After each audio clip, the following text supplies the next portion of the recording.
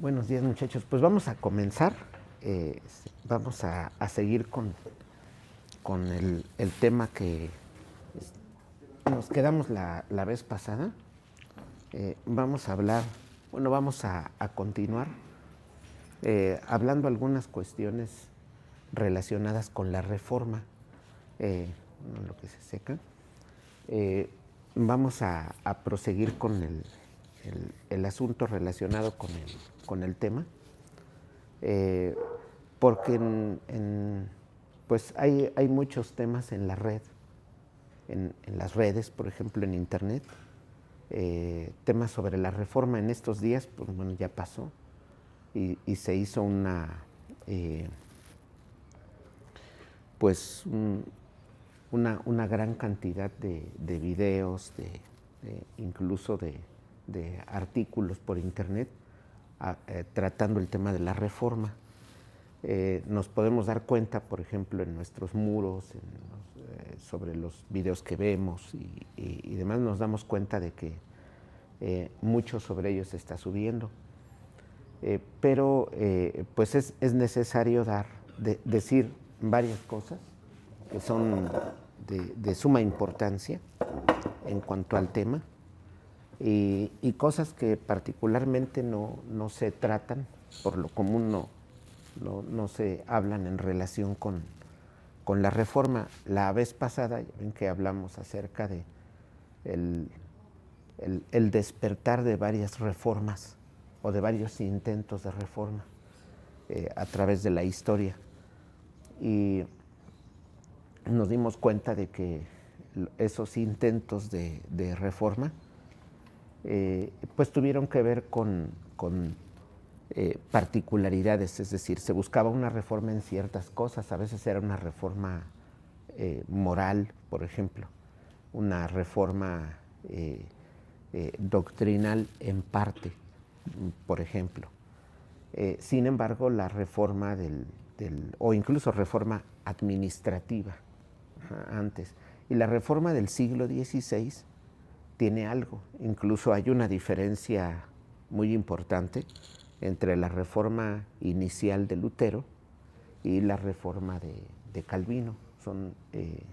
Está desde luego también el trabajo de Zwinglio, aunque tiene menos impacto hacia acá. Ajá, sí, hacia acá. También es un trabajo importante, desde luego que no lo minimizamos. No obstante, ha llegado más información, se ha hablado más, tanto de la reforma luterana como de la reforma calvinista. Y de la reforma calvinista entre los que somos reformados calvinistas, porque conocida es la reforma luterana, lo tomamos como el gran reformador, a Martín Lutero. Pero bueno, pues habrá que señalar algunas cosas más en relación con la reforma, con lo que significa, pero también hablaré un poco acerca de lo que tiene detrás la reforma. Porque de pronto, por ejemplo, se crea una cierta impresión. Voy a poner aquí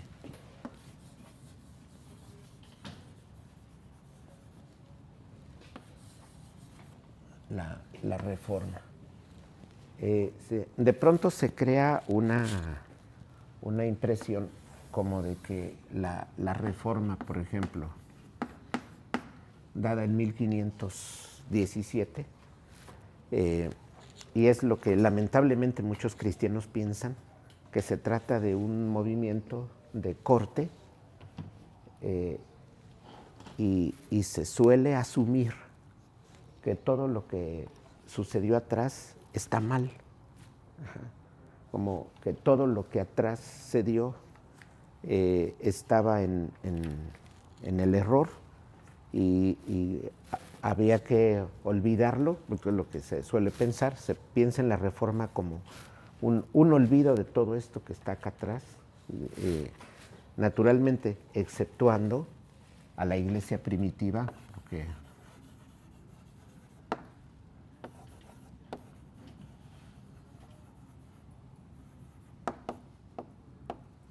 Está la iglesia primitiva, viene el periodo de la patrística,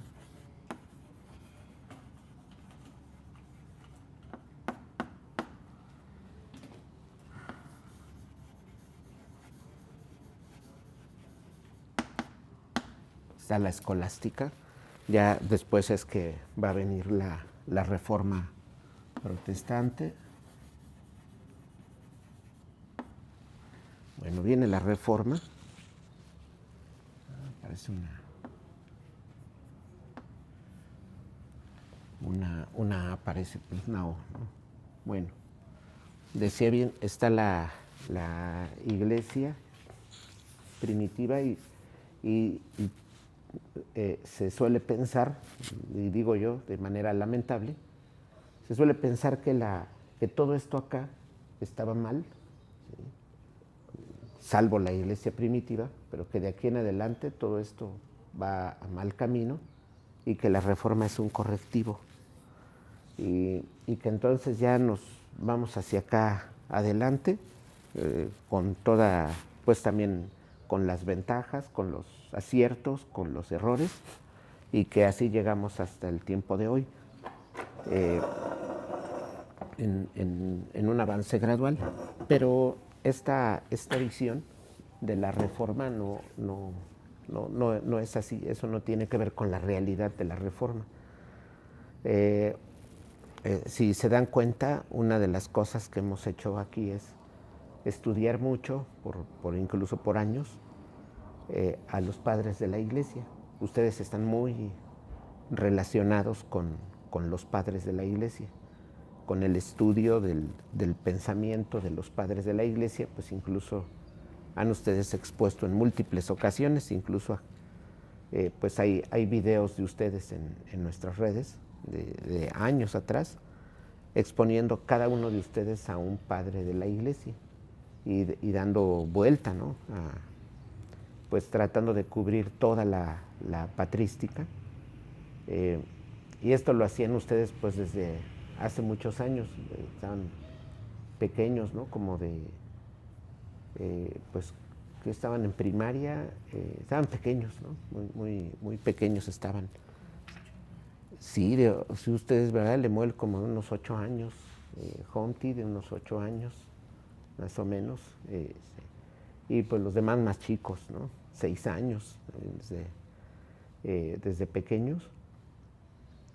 Y bueno, decía esto porque pues están muy relacionados con la reforma, incluso con la escolástica, con pensadores que denominamos de la Edad Media, aunque parte de la patrística se halla ya en la primera fase de la Edad Media, pues tanto que algunos aquí expusieron autores ya de la escolástica, es decir, así como se expusieron autores de la patrística, desde los padres apostólicos, los apologistas, otros padres posteriores, se llegó a pensadores del periodo posterior o del tiempo posterior a la patrística, ¿no? Por ejemplo, como es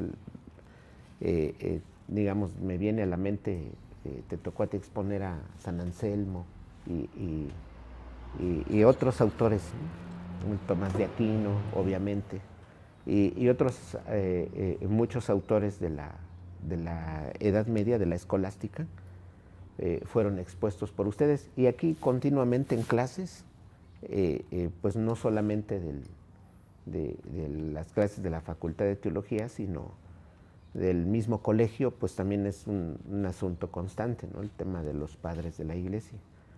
Sobre todo con el hermano Daniel, que es con quien han estudiado mucho, por ejemplo, por años, demasiado el pensamiento de Agustín, ¿no? Que pues, es un pensamiento inagotable, es una obra inagotable, pues más lo que mira uno en la biblioteca, lo que tenemos, tomos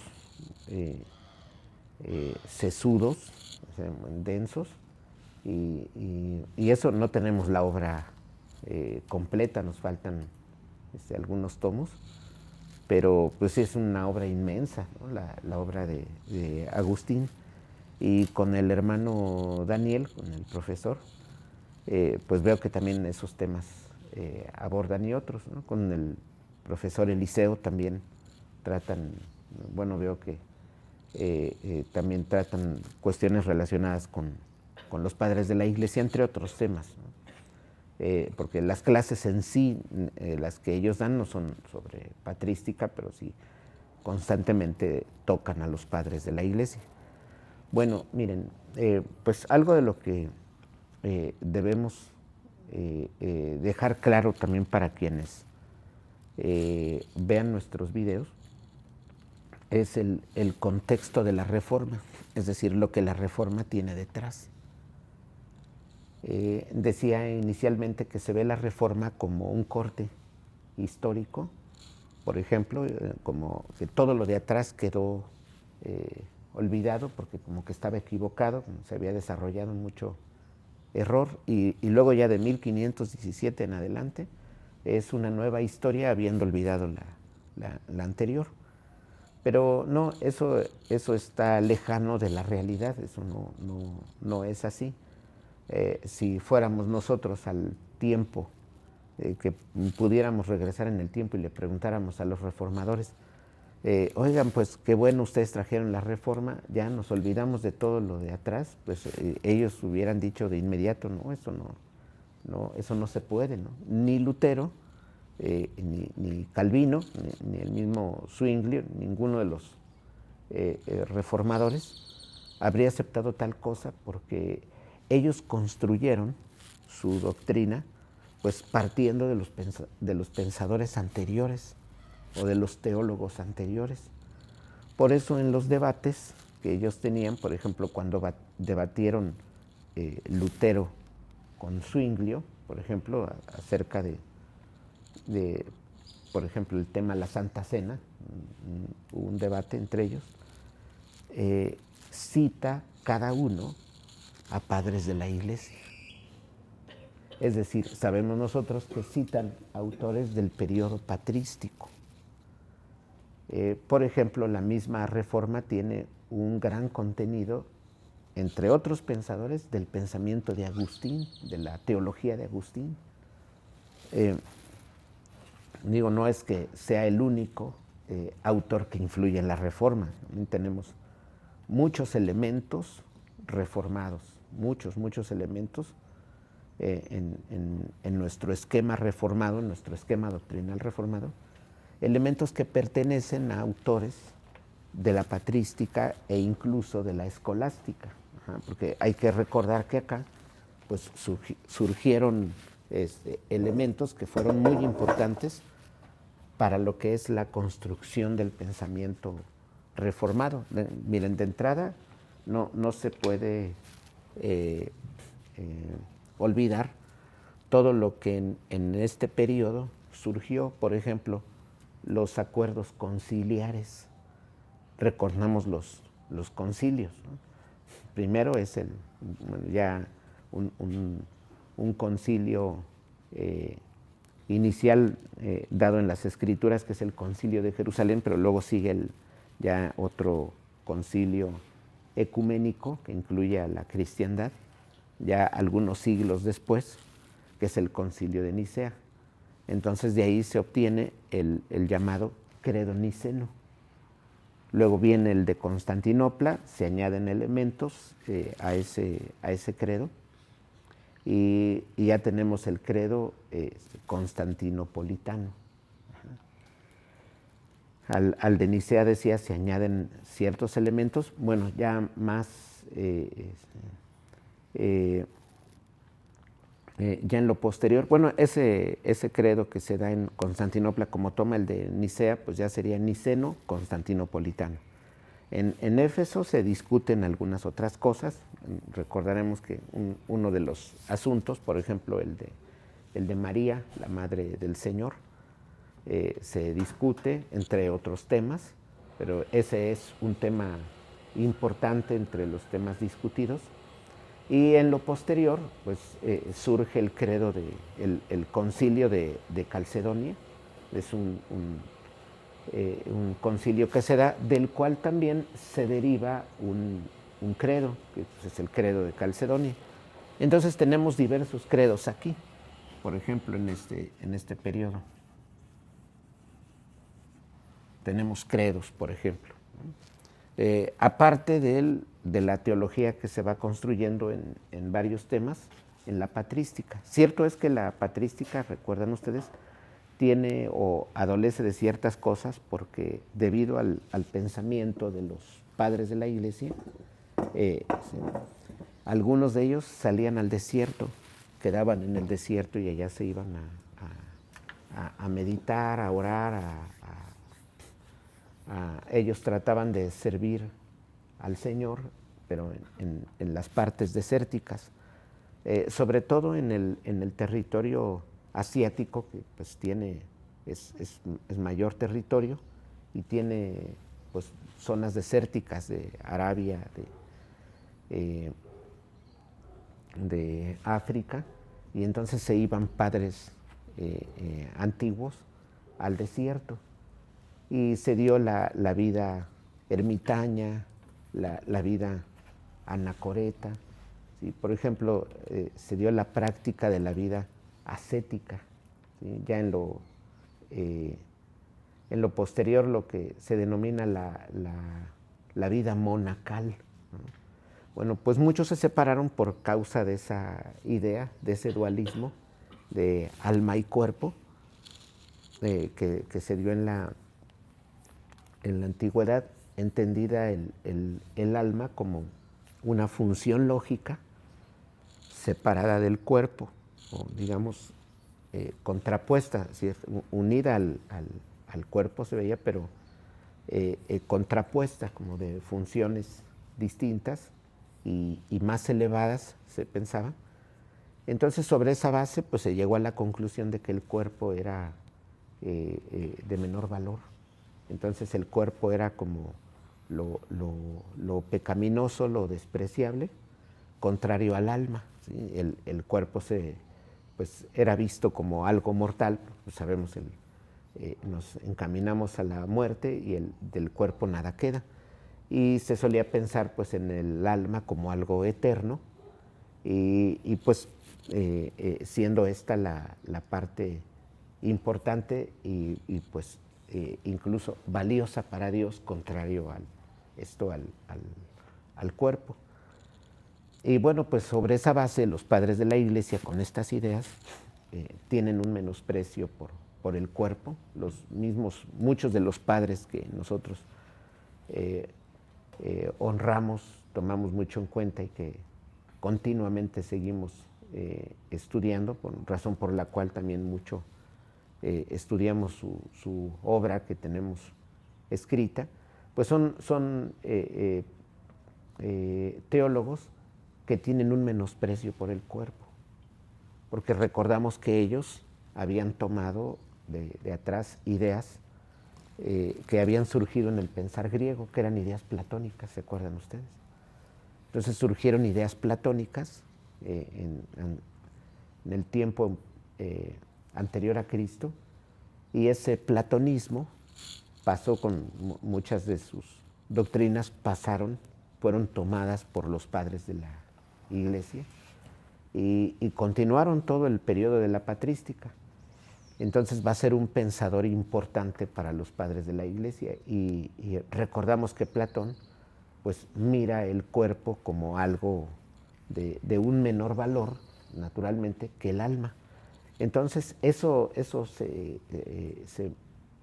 introduce al periodo patrístico y pues los padres van a pensar en esa línea. De ahí que el mismo Agustín, los capadocios, por ejemplo, entre otros muchos de los padres apostólicos, ya un poco se deja ver esa influencia, aunque en lo posterior ya se ve en autores de forma marcada, como el caso, por ejemplo, de Justino Mártir.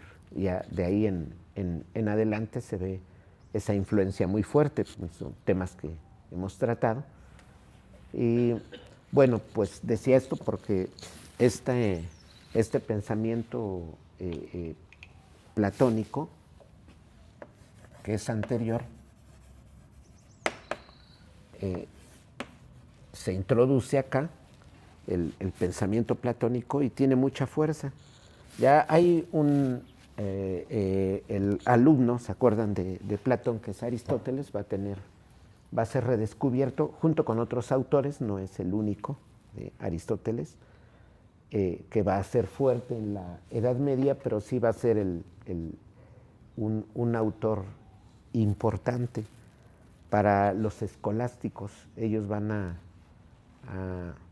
digamos, a descubrir a Aristóteles, se enteran por los árabes, recordamos el avance árabe entrando a Europa. Ya con el tiempo, pues los árabes tenían en posesión, pues, copias de la obra de Aristóteles, bueno, de lo que se cree que es su obra.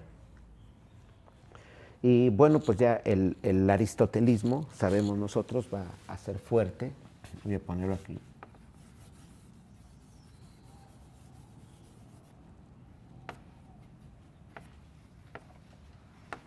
Aristóteles. Entonces él va a tener más influencia en la escolástica, pero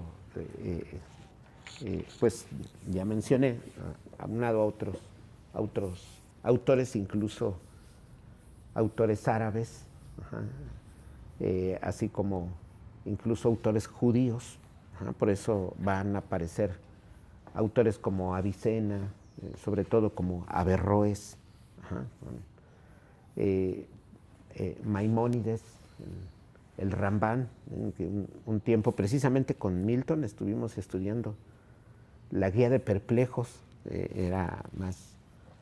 Estuvimos un tiempo estudiando la Guía de Perplejos del Rambán, de Moisés Maimónides. Y bueno, pues bueno, y la estudiábamos para conocer, era hacerle conocer las afirmaciones de esos autores, ¿no? Bueno, pues decía esto porque la Reforma tiene detrás a todos estos autores, partiendo de los cuales fue construyendo todo ese edificio doctrinal. Ese edificio doctrinal, esa construcción doctrinal, no se puede entender sin los concilios, sin todos los padres de la Iglesia, que muchos de ellos escribieron muchísimo, mucha obra de ellos está perdida. Hay obra que no se ha encontrado de ellos, hay obras de los padres que se encuentran, digamos, como en tiempos recientes, del siglo XX incluso, porque pues lugares de guerras, por ejemplo, y también cuando se le condenaba a alguien como hereje, pues también su obra en algunos casos se buscaba desaparecer. Entonces por eso he comentado esto de que hay bibliotecas donde de pronto aparecen obras de alguien de quien se creía perdida la obra, se encuentra en una biblioteca. Por ejemplo, obras de escolásticos. Pero bueno, pues se va construyendo todo esto desde la patrística, es todo un edificio doctrinal que nosotros tenemos hasta hoy. Es decir, muchas de las doctrinas que afirmamos, cuando por ejemplo leemos las sistemáticas, una de las cosas que aquí hacemos es estudiar obras teológicas sistemáticas. Entonces allí nos damos cuenta de hay muchas afirmaciones doctrinales, muchísimas, pues las obras sistemáticas son muy, muy grandes, son amplias, y tienen muchas afirmaciones sobre la obra de Dios en diversos temas, y muchas de esas afirmaciones tienen que ver con cosas que dijeron los padres en el pasado, con cosas que señalaron los escolásticos en el pasado. Entonces, por ejemplo, nuestra misma idea nuestra misma doctrina de la Trinidad no puede ser entendida sin las afirmaciones que se dieron en el 325. Eso es algo que los reformadores, pues, naturalmente van a tener incluido en su doctrina. Y así como eso, muchas otras cosas, las inclusiones que se dieron en el concilio de Constantinopla, partiendo de escritos y afirmaciones de los capadocios, específicamente de San Basilio en inicio, pues vienen estas al concilio, ya cuando sabemos él muere antes, pero se da el concilio, van los otros dos capadocios y allá los dos Gregorios, Gregorio Nacianceno, Gregorio de Niza, y llevan también ellos en esta defensa las afirmaciones, las enseñanzas de San Basilio.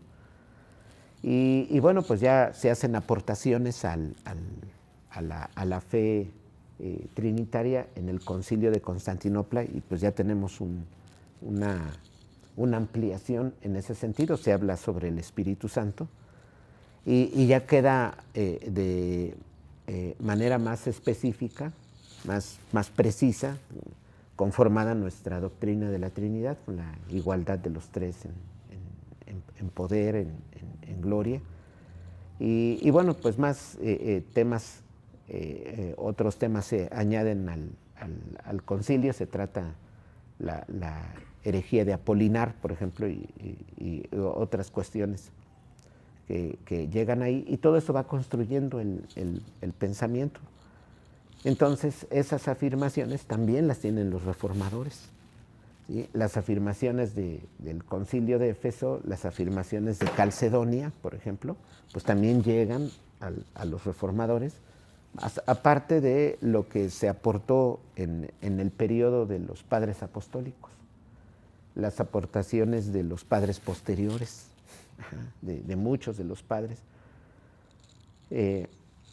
pues también llegan al concilio. Entonces, por eso pueden los autores reformadores, Calvino, por ejemplo, si abrimos la institución, pues tiene un gran contenido de citas de los padres de la Iglesia, de los padres anteriores. Ciertamente vemos que tiene una preeminencia Agustín en el pensamiento de Calvino, pero no es el único autor. Hay citas de otros autores, el mismo Lutero, miren. Ya ven que entre otros autores, hemos tratado, por ejemplo, a San Fulgencio, que le denominaban algunos el segundo Agustín.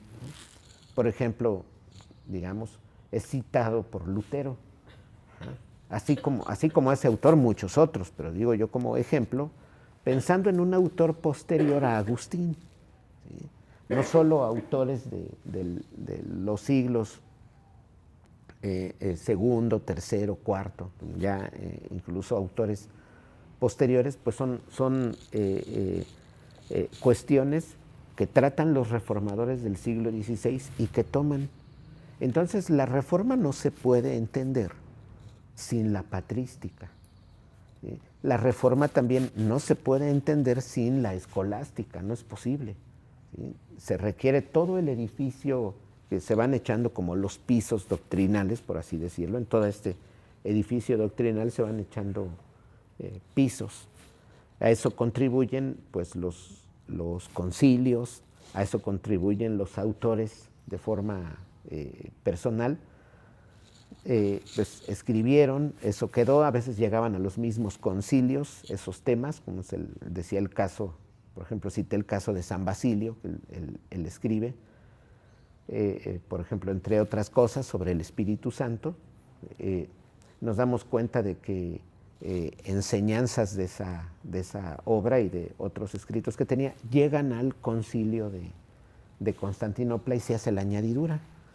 Pues así se va construyendo todo eso. Pero pues lamentablemente en el siglo XX, por causa, y ya ahora también siglo XXI, por causa del olvido de muchos de la historia, por causa del olvido de la historia, pues se suele pensar que la reforma es un corte y que todo lo de atrás quedó inservible, y como si los reformadores hubieran dicho, solo nos importa la Biblia, pero no nos importa el desarrollo doctrinal construido por los padres de la Iglesia, por los escolásticos, por los concilios, como si la reforma se tratara de una defensa de la Biblia, y como si se dijera pura Biblia y todo el pasado no nos interesa. más que solo lo que afirma la Biblia. Esa idea no es de los reformadores, no es lo que ellos pensaban. Eso es lo que ya muchos se figuraron y pues parece una influencia de movimientos cristianos más actuales, ¿no? Tienen un cierto desprecio por la historia, como si todos atrás no hubieran sido salvos, como tan pervertida hubiera quedado la doctrina, la práctica cristiana, que Dios levanta una reforma como algo nuevo, dejando atrás todo lo malo y ya siguiendo algo nuevo, ¿no? Un intento así, ustedes recuerdan, se ve por ejemplo en algunos, en la Revolución Francesa, ya de 1789, que pretenden recomenzar, ¿no? No, eso no es la reforma por eso se llama reforma, no destruye lo de atrás y hace algo nuevo, ¿no? Por eso es reforma, está tratando de darle la forma, darle una buena forma, conforme a lo que Dios quiere, una buena forma a todo lo que atrás se descompuso. Por eso se llama reforma, de reformar, ¿no? Formar de nuevo. Entonces, la reforma no es una revolución. Una revolución, alguien llega y destruye lo anterior y levanta algo nuevo. No, en la reforma hay el intento de una vuelta a lo anterior, naturalmente sobre la base de las Escrituras, pero de ninguna manera representa una destrucción de todo. Si en algo estaba mal, por ejemplo, Agustín, los reformadores lo corrigen, pero en aquello en que estaba bien Agustín, pues ahí no se movió, eso siguió.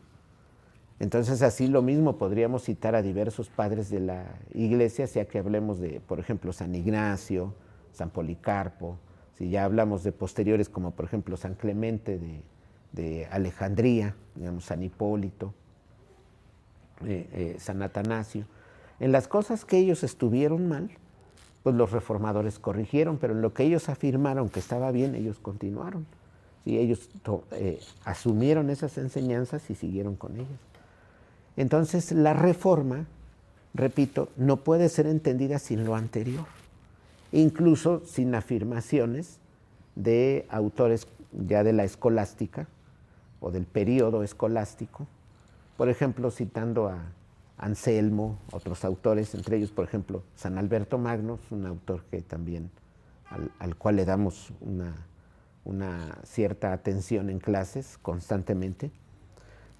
Muchas tesis de él se reflejan en Tomás de Aquino.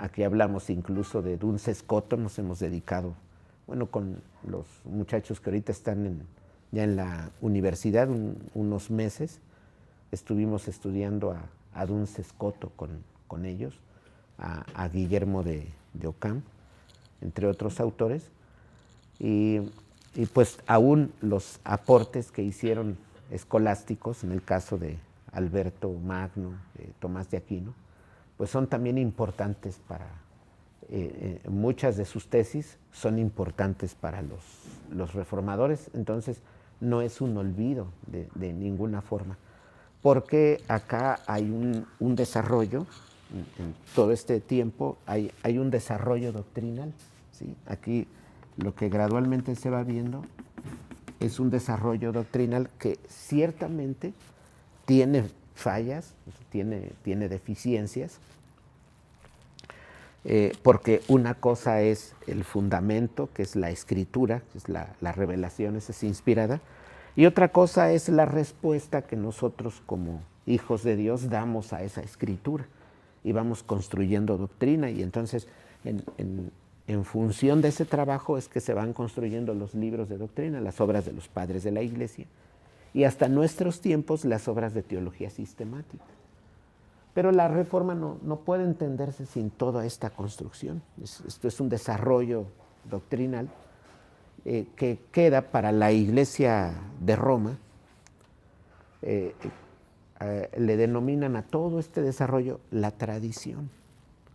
Pero como Roma le llama la tradición, ¿sí? y al grupo de teólogos dentro de ella que van normando la doctrina de la misma Iglesia, Ya en lo posterior recibe el nombre de el magisterio. Entonces la Iglesia de Roma, en su tiempo, bueno, hasta la actualidad, pero ya anteriormente, por ejemplo, en los días de la Reforma, cuando por allá se celebra el Concilio de Trento, también concilio que hemos tocado para contraponerse a algunas de las doctrinas de la Reforma, ellos ahí también pues toman todo esa construcción doctrinal, la tradición, se va gradualmente ya afirmando la enseñanza de los teólogos de aquellos días que están normando la doctrina, y entonces se expone con mucha fuerza esto de la tradición, el magisterio y la escritura. Luego ya los protestantes pues van a mirar eso, y como es de la Iglesia de Roma, dicen no a la tradición, no al magisterio, y es solo la escritura. Pero los reformadores, debo advertir, que tienen una apreciación distinta de las cosas, ¿sí? Ellos dirán, vamos a aceptar todo cuanto esté de acuerdo con la enseñanza de la escritura. Pero eso no quiere decir que echen abajo toda la tradición, eso no lo hacen los reformadores, eso no pasa. ¿Sí? No es que ellos corten, no es que hayan hecho un corte con el pasado como si ya todo atrás no tuviera ninguna importancia. Eso no es el espíritu de la Reforma, eso es un desconocimiento.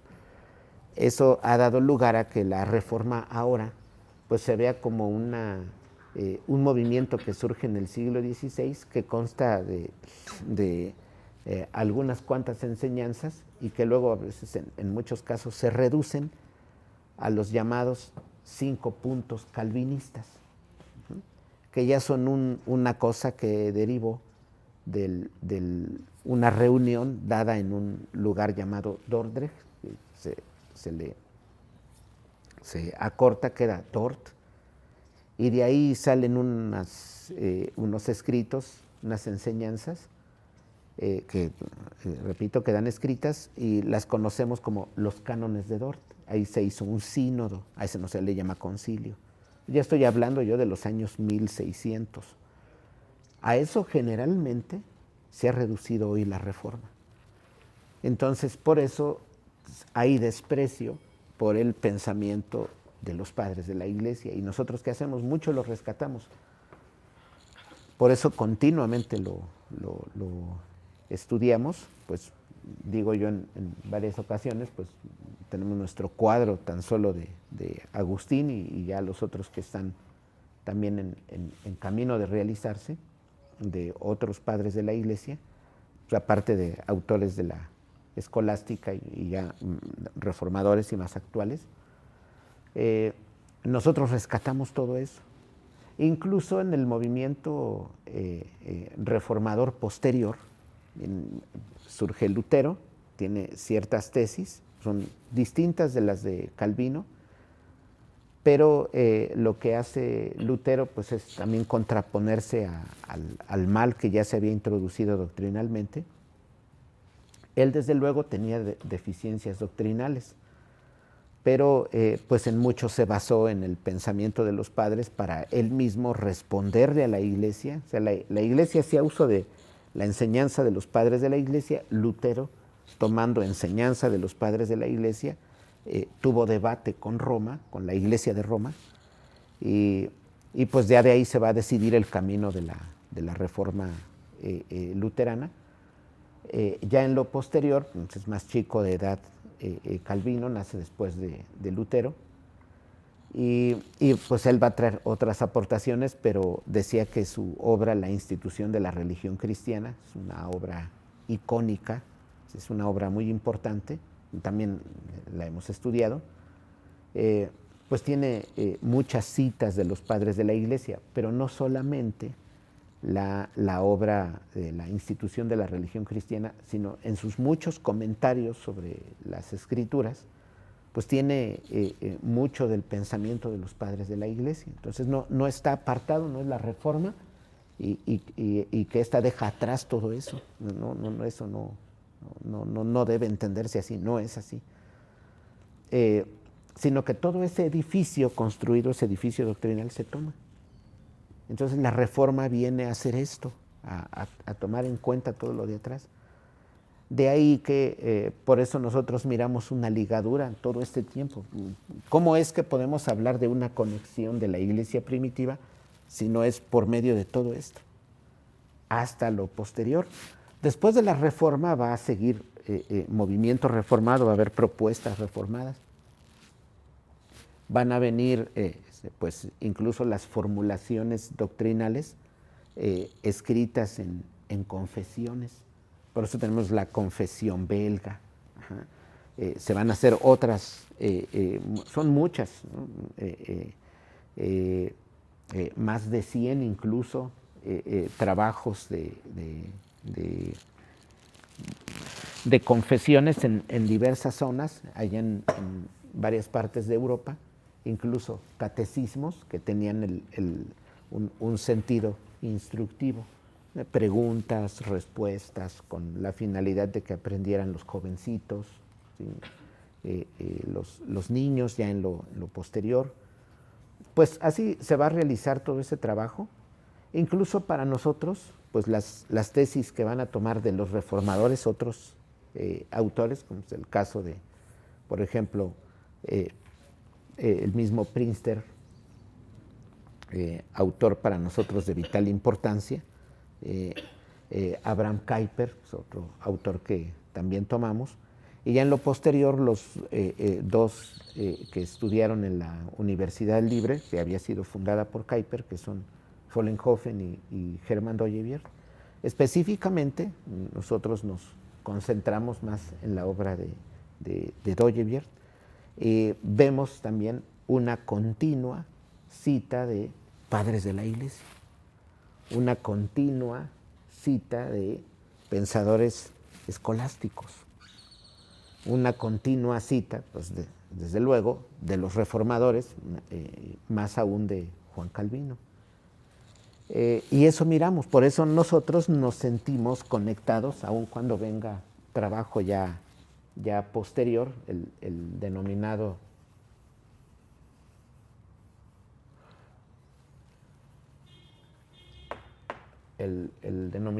neocalvinismo, ya por ejemplo con Abraham Kuyper, y ya en lo posterior, que es lo que se ha denominado como el pensamiento reformacional, pues también va sobre estas líneas.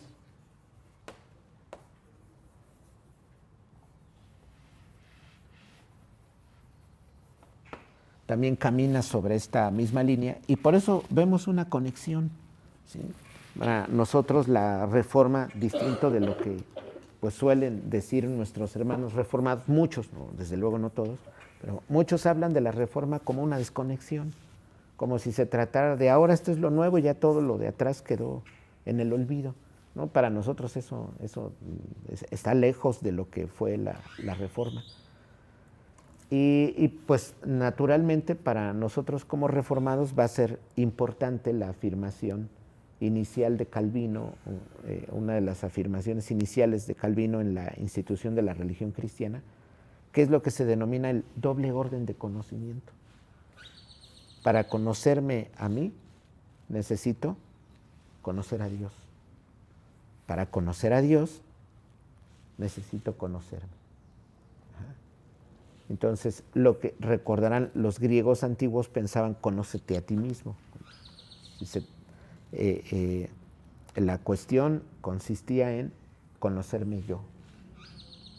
Ahí era sin necesidad de, por ejemplo, conocer a Dios, pues no se conocía al Dios de las Escrituras. Calvino dice, no, es que hay un doble orden. Mi conocimiento está determinado por el conocimiento divino.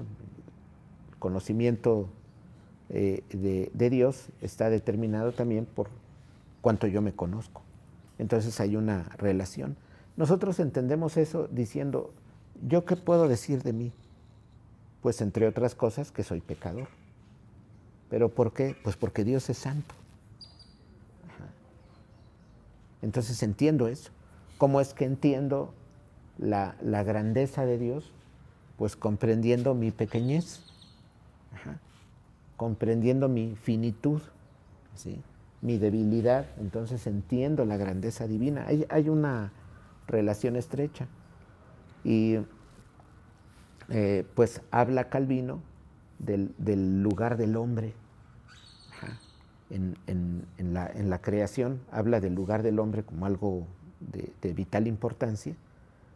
Y naturalmente no central, porque central es Dios, pero habla del hombre como el encargado, porque pues Calvino conoce las escrituras, conoce el mandato cultural y habla de ese orden.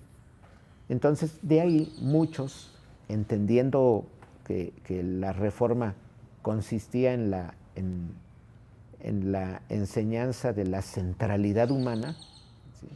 Por ejemplo, es algo que miran en Lutero, ¿sí?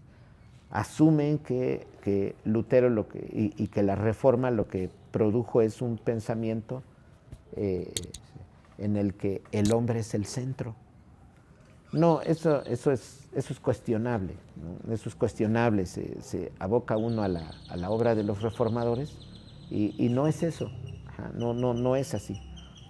Pero pues algunos autores en lo posterior pensaron, pues nosotros, tomando en cuenta la reforma, vamos a hacer surgir un pensar donde el hombre está en el centro y va a surgir en una medida el humanismo, también del cual hemos hablado.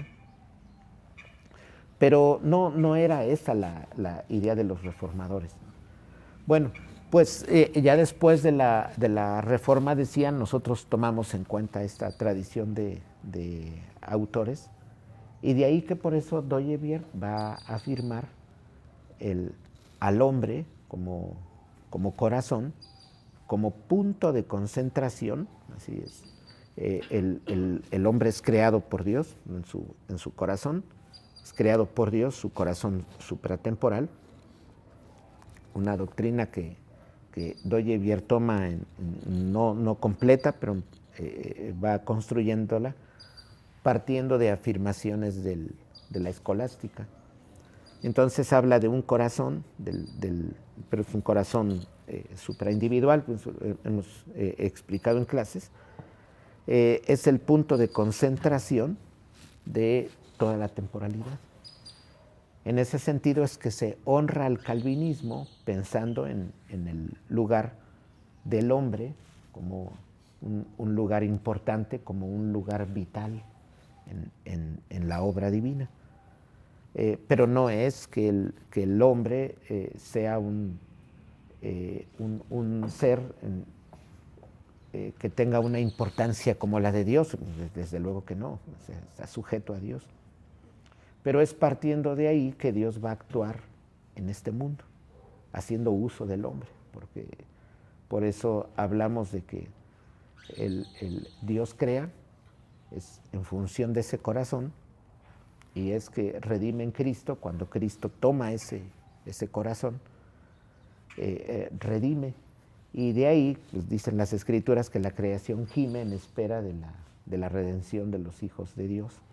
Y nosotros hacemos ese trabajo, pues reformando la estructura del mundo, haciendo una labor reformada en el mundo, pues expresando estas líneas redentivas de Cristo, estas líneas redentoras de esta labor redentora de Cristo. Bueno, pues miren, esto he dicho varias cosas, pero todo esto que he mencionado pues tiene que ver con algo de lo que trata la reforma, pero en un sentido más amplio, lo que es la reforma. Y vemos que lamentablemente mucho en las redes la reforma se reduce solo a un debate con Roma de algunos cuantos temas de la justificación por la fe, o se reduce la reforma a los 5 puntos calvinistas, que ya esos fueron hechos mucho tiempo después de Calvino, que pues son puntos con mucha razón, pero no se puede reducir la reforma a eso. La reforma es algo mucho más amplio. Pero es lo que pues por desgracia, no vemos en las redes, ¿no? Hay un desconocimiento muy grande. La patrística no es algo a lo que se esté volviendo. Y es algo muy necesario porque la patrística es la conexión que se hace de la iglesia primitiva con el periodo posterior, por ejemplo, escolástico. Ya ven que hemos hablado, pues tenemos la obra, por ejemplo, de Pedro Lombardo. Nosotros aquí la estudiamos en especie, ¿no? Las llamadas sentencias de Pedro Lombardo, pues que son una compilación del pensamiento patrístico doctrinal que pasa a la escolástica. Ajá. Y es de ese trabajo, pues los medievales van a hacer ellos trabajo de comentario a las sentencias de Pedro Lombardo, y era la costumbre en la escolástica para graduarse, por ejemplo, para cuando se doctoraban, ¿sí? Lo que llamamos hoy el doctorado, graduaban en las universidades, por ejemplo, en sus máximos niveles de estudio. Los autores comentaban las sentencias de Pedro Lombardo. Por eso, por ejemplo, lo miramos cuando citamos a Tomás de Aquino, continuamente citando las sentencias de Pedro Lombardo. Entonces las comentaban, se hacía un escrito muy, muy grande, y hubo muchísimos trabajos, cientos de autores que comentaron las sentencias comentaron a los padres antiguos, y de ahí se hizo costumbre. Entonces se citaba a las sentencias, se hacía un trabajo, vas a graduar, pues para eso, para obtener esta acreditación, vas a comentar las sentencias de Pedro Lombardo. Bueno, antes de Pedro Lombardo, Pedro de Lombardía, pues muchos trabajos se hicieron con el fin de tomar en cuenta todo el desarrollo doctrinal patrístico. Entonces, la obra que fue ganando un lugar con gran importancia, pues fueron precisamente las sentencias que realizó Pedro Lombardo. Había otros trabajos que se hicieron, pero esas sentencias pues pasaron a la escolástica. De ahí que por eso nosotros también estudiamos esa obra, porque buscamos toda esta conexión. Hay un desarrollo, como puse en esta línea, pues hay un desarrollo doctrinal que va llegando hasta nuestros días. Es la manera por la cual pues entendemos que hay una conexión. Entonces la Reforma, por eso la vemos en un sentido más amplio. Naturalmente la Reforma calvinista pues, trajo diferencias fundamentales en relación con la Reforma luterana, y la Reforma calvinista, como hemos dicho, pues consistió en una reforma mucho más amplia, ¿sí?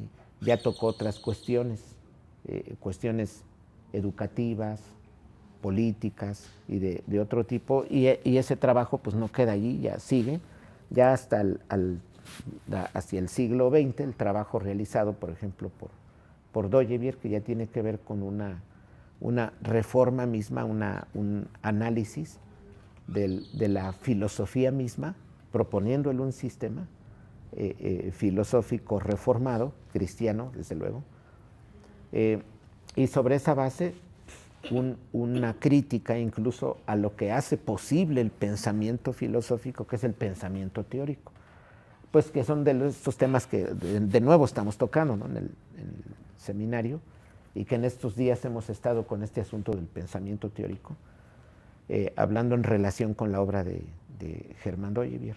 Bueno, pues esto ha sido un comentario en relación con la Reforma, y pues bueno, vamos a parar aquí y finalizamos para dar lugar a lo que viene la semana siguiente.